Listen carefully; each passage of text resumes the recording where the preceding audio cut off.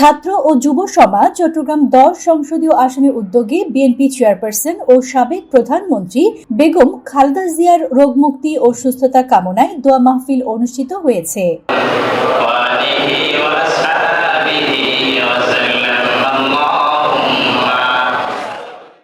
বিএনপির স্থায়ী কমিটির সদস্য আমির খসরু মাহমুদ চৌধুরীর পক্ষে মধ্যম টাইগার পাস জামে মসজিদে সাবেক ছাত্রনেতা ও চট্টগ্রাম মহানগর যুবদলের সংগঠক মোহাম্মদ মিল্টন এই দোয়া মাহফিলের আয়োজন করে।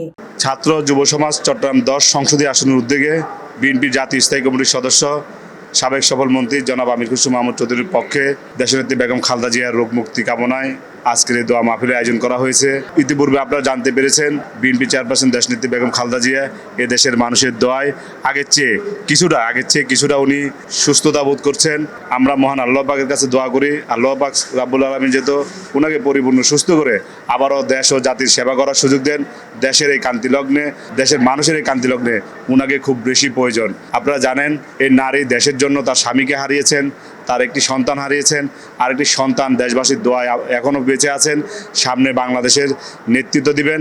আপনাদের মাধ্যমে দেশবাসীর কাছে আমাদের অনুরোধ থাকবে, যার যার অবস্থান থেকে সকল ধর্ম বর্ণ একাকার হয়ে ম্যাডামের দেশনেত্রী বেগম খালেদা জিয়ার জন্য দোয়া করছে। আপনারা দোয়া করবেন ম্যাডাম যাতে পরিপূর্ণ সুস্থ হয়ে আমাদের মাঝে ফিরে আসে।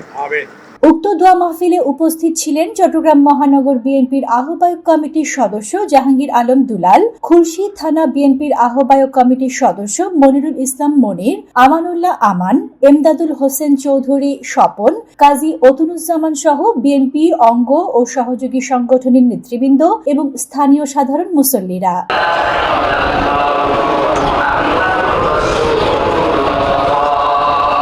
Desk news, news day 24।